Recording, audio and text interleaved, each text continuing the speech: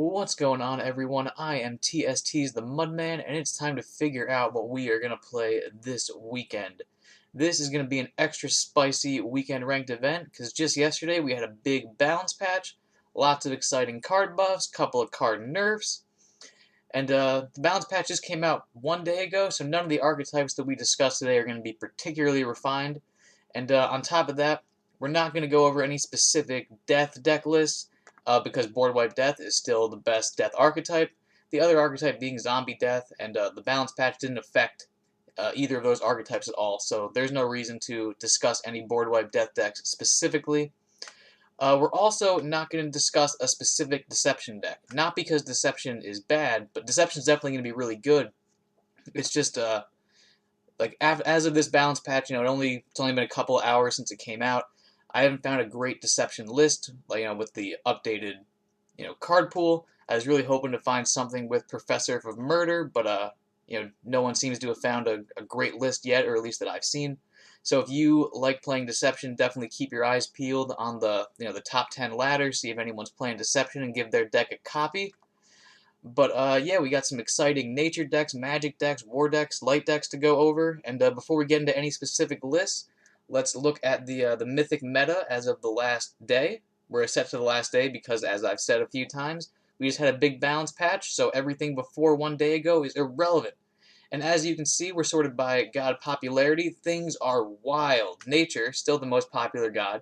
Not only is it the best free-to-play god, but it probably got the most exciting card buff out of all the card buffs.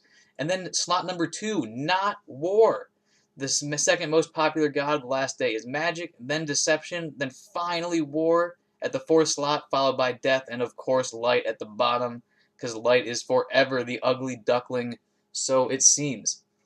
So when you run into nature this weekend, which you will run into a lot, it'll probably be mid-range aggressive nature. However, mid-range controlling nature, I think, is the new better archetype as of this recent balance patch. For magic, you'll probably see tempo magic. However, portal wrangler magic has been the best performing magic archetype for the past couple of weeks. And portal wrangler magic got an extremely big buff, so portal wrangler stocks went up very high. Deception generally has been aggro deception, sometimes like mid-range sleep control deception, but generally aggro, sometimes aggro with the Atlantean package. So deception can be pretty much anything. Definitely want to look up your opponent's deck when you run into deception over the weekend. War is largely the same as it has been. It can be aggressive Slayer War or mid-range control war. Mid-range control war definitely being the better archetype. We talked about death a little bit already, might as well go over it again. Death can be Board Wipe Death, that's their best archetype, or Zombie Death, which is way worse than Board Wipe Death. And then you have Light, which used to always be Zoo Light, but as of this patch, maybe Order Light is the best new Light archetype, only time will tell.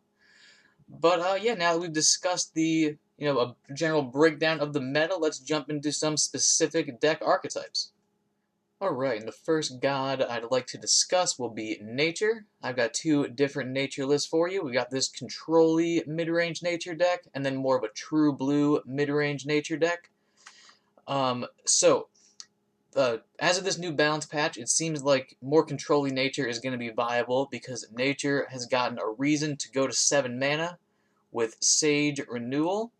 Or Sage of Renewal, sorry. Let's go over this card, because it's the most exciting card of this balance patch. It's a 7-mana 6/6 with regen 2. With Roar, refresh 4 mana and delve 4 mana's worth of nature spells. So it'll, give you 3 cards to look at. If you pick a 1-mana spell, then the next delve will have, 1, 2, or 3 mana spells, and you pick so on and so forth until you have acquired 4 mana's worth of spells, as the card would suggest. But that is a ton of value. Nature has really great 1, 2, 3 mana removal cards. They have 1 and 2 mana healing cards. Like, this is a card that can potentially heal you for 27. It can clear most or all of your opponent's board while developing. If you pick something like an Untamed Regrowth off the 1 mana slot, you can play that and then play a second Sage of Renewal. This card just does so much for 7 mana, and it does whatever you need. Like, if you have lots of life, you can get tons of value. If you need board control, you can get board control tools. If you're almost dead, you can heal for 28. This card is just nuts. It is, like, it's a card that's making nature want to see the late game 100%. It's super, super strong. And besides that, we have some of the classic Gods Unchained control staples. Demo, Jason, Demo to sustain and beat those aggro decks. Jason for that value since we're going to the late game. But besides that, it's very standard nature-y stuff. We've got our powerful early game creatures, your Pyramid Wardens, your Black Jaguars, your Underbrush Boars, Chirons to buff them up, as well as destroy your opponent's pesky Necroceptors and your War opponent's relics before they can Carnage Sweep you. We've got our great 2-mana removal spells, your Canopy Barrages. Fateflame Blade is not a spell, but it's also great removal, especially good against Shadow Scryers, which might be very popular this weekend. Magic seems to be quite good.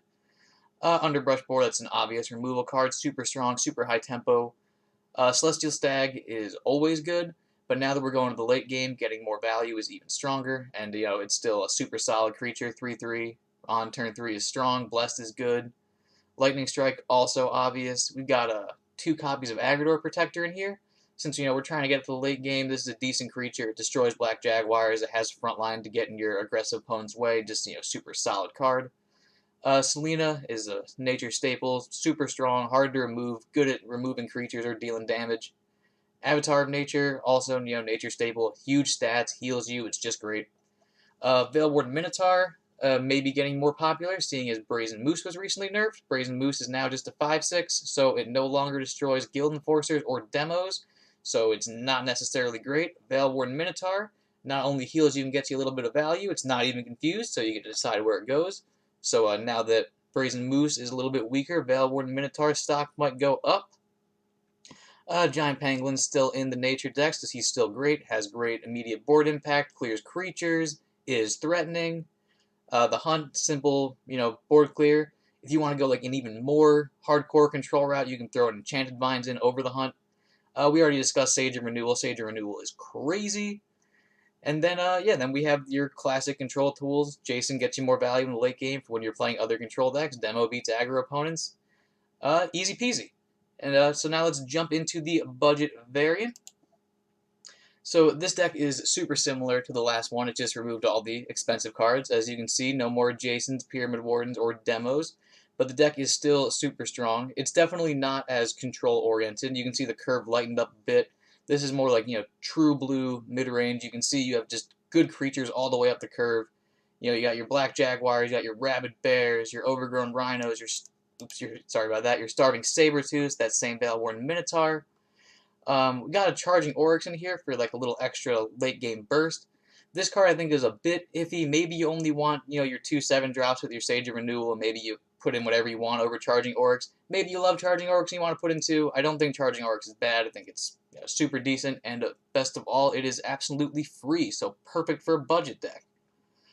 Let's see, in the neutral slot, we got Minosian Infiltrator. He's fairly obvious. He destroys your opposing Pyramid Wardens, and if you're doing your weekend ranked run in Mythic, you're going to see lots of Pyramid Wardens. Also good against, All-Seeing Spires, opposing Marshwalkers, Curse Obelisk. There's lots of good stuff for Minosian Infiltrator to hit. And your other neutral card is Guild Enforcer, which also needs very little explanation. He's a big front line. He's hard to remove. He deals lots of damage. He's a great guy. So if you are a nature player, if you're on a budget, I think this deck will do really, really well.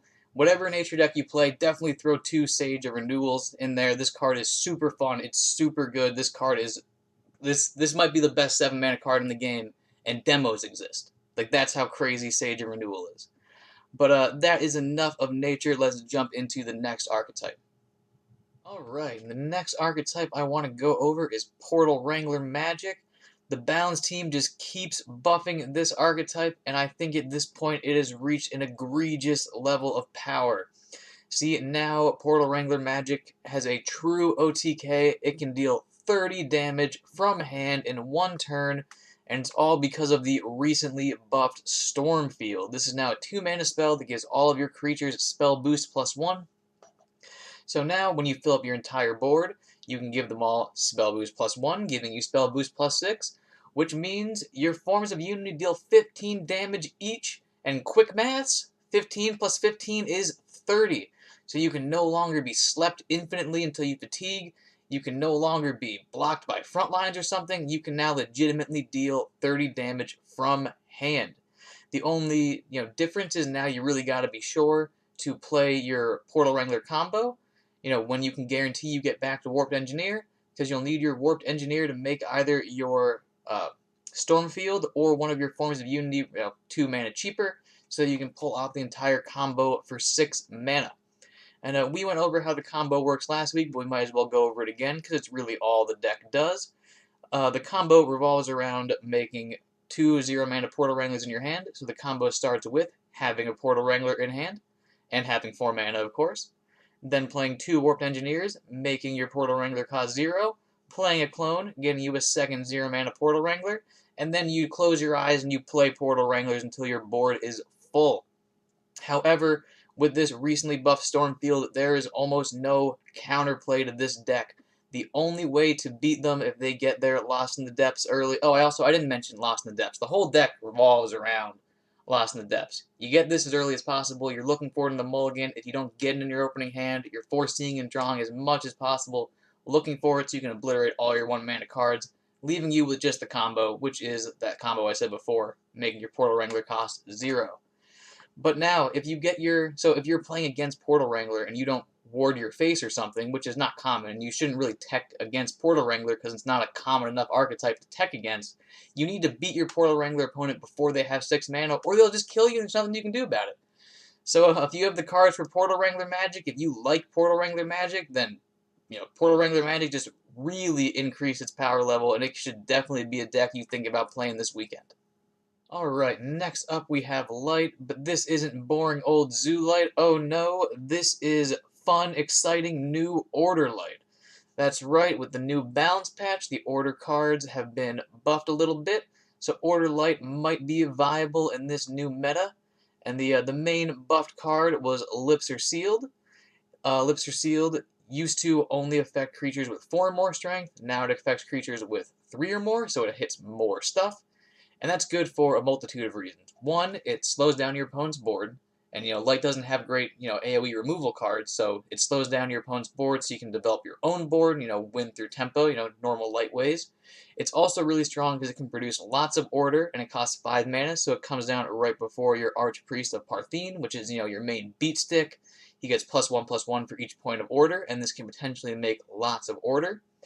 The other reason Lips Are Sealed's buff is important is because it synergizes with Divine Judgment.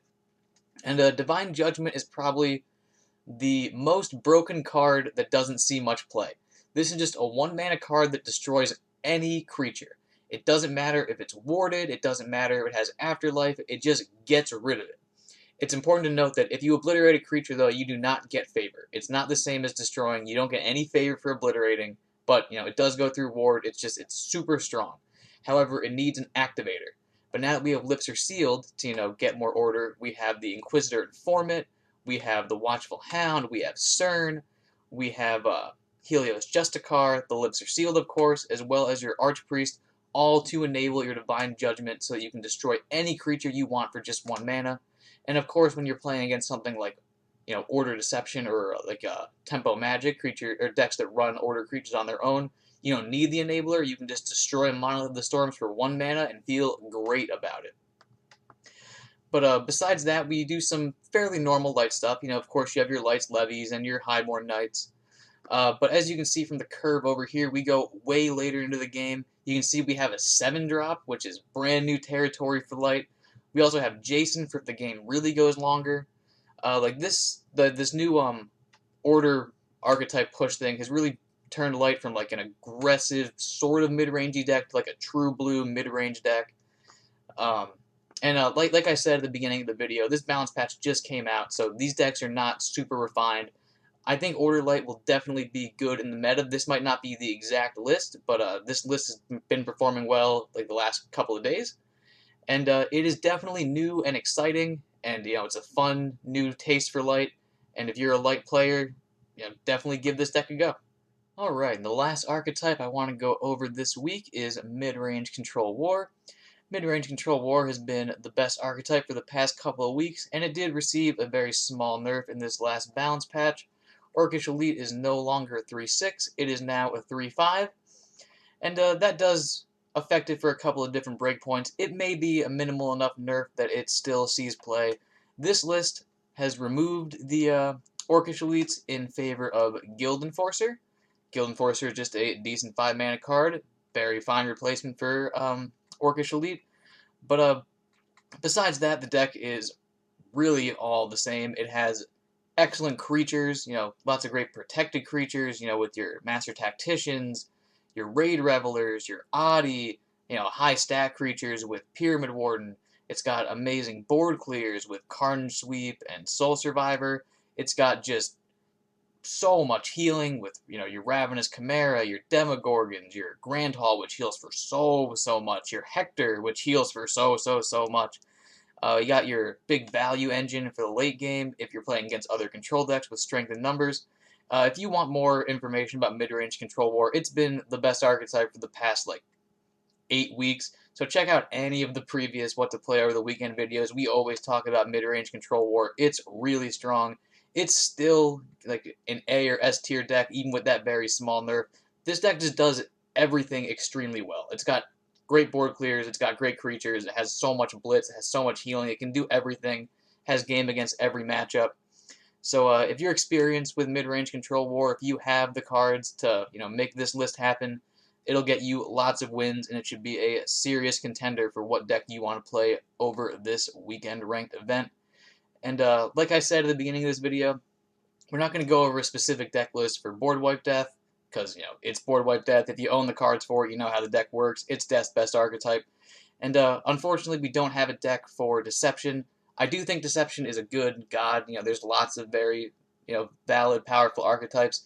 It's just with the small amount of time between the patch coming out and this video coming out, I haven't found any fantastic new Deception decks. But so definitely, keep an eye out on the ladder for any cool Professor for Murder Deception decks floating around. And yeah, let's jump into the conclusion.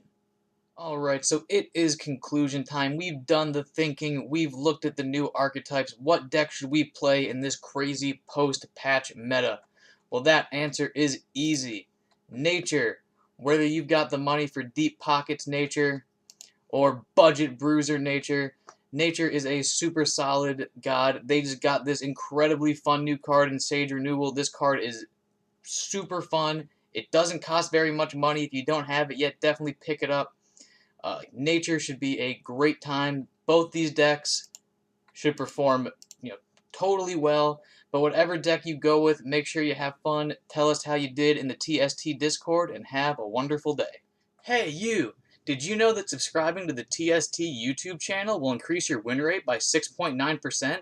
So what are you waiting for? Subscribe to the channel and hit the bell for notifications. And while you're at it, equip Scythe of the Harvest and attack the like button directly in the face. Bye-bye!